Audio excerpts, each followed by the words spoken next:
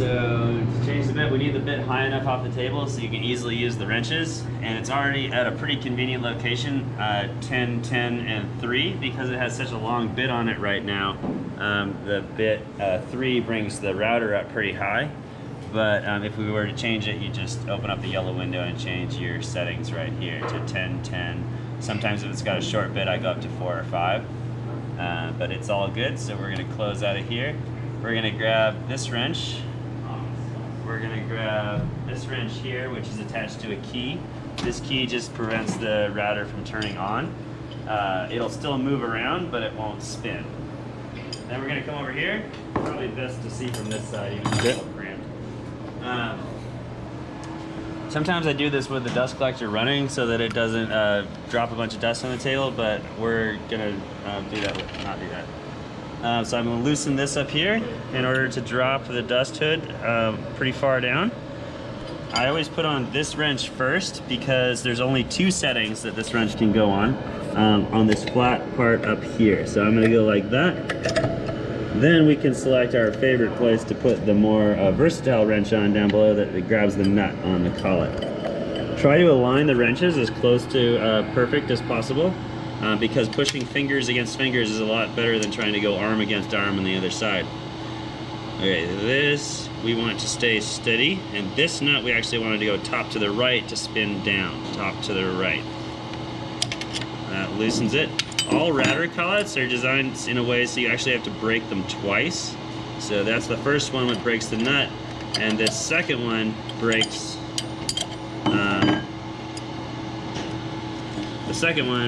the collet itself to open up the bit and drop it out.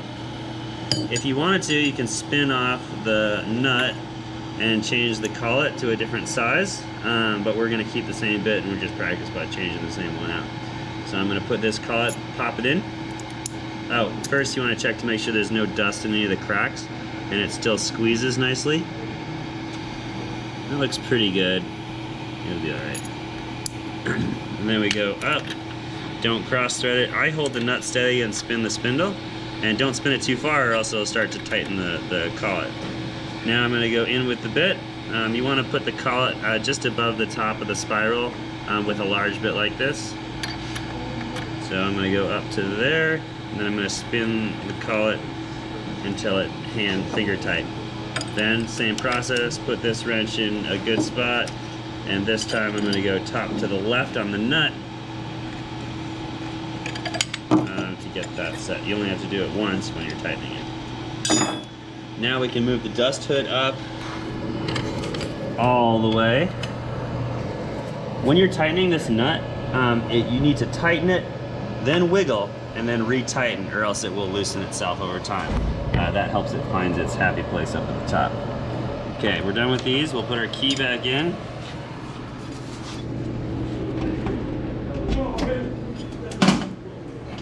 This is the on-off switch for the whole machine. And then we'll put this guy back in its spot over here.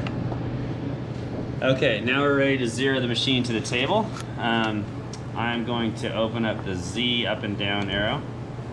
It's going to run a little program here. We're not ready to hit enter though. We have to come over here, steal the plates and the clip. It's pretty hard to see what I clip onto here, but if you go all the way down here, you can see there are the little parts we put that second wrench on. You can just grab those together like so, and that's good to go. And then we gotta just put the plate underneath here. And I usually hold it down with 2 fingers just so we know it's not sitting on a little piece of dust or something that's holding it up. And we go over here and hit enter. It makes the Pac-Man noise. Come over here and hold down the plate, and it's gonna do a double tap. So the first one, and then,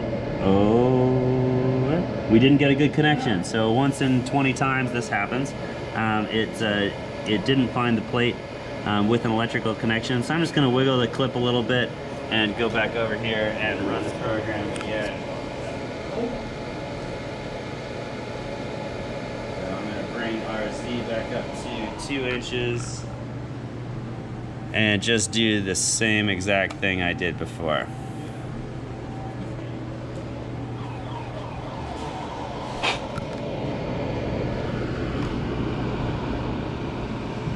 Now it's behaving, and it's gonna do one more touch. Now if I am using a big bit on foam, I don't care if I miss the table by 1/1000th of an inch or so, but if I'm cutting plywood with a smaller bit, I wanna make sure I go just barely into the table so you don't get all the little fuzz on the top of the plywood, on the bottom of the plywood. So what I would do with plywood and a smaller bit is I'd drop my Z down to 0 and then add a 2/100ths of an inch over here. So what that would look like is click OK, go to the yellow window, drop your Z to -0.02, which is a little bit into the soft table, and then I would hit 0 axes and 0 my Z axis right there. But for foam, you actually want to clear the table with that big bit, and foam is so forgiving it'll disappear in the process. So I'll bring my Z up to 2. If I was going to 0 my X and Y axis, you can use the arrows to move it around, but I find that freezes up the computer some of the time, so I just add and subtract numbers. I happen to know it's set right now, but I'm going to go to 0, making sure Z is high, not going to drag on the table. 0, 0, go 2, and it should be reasonably close to this corner. Oh, it's off a little bit. I think I would bring this over about 1/2 inch in the X-axis. So I'm going to go to my X-axis, type -0.5, go to 0 axes, X-axis, 0. Now it should be in a good spot. All right, ready to cut. I think the different things you can use to hold things down are the vacuum down here. We can turn this on with a switch right here, making sure the right valves are open and closed over there.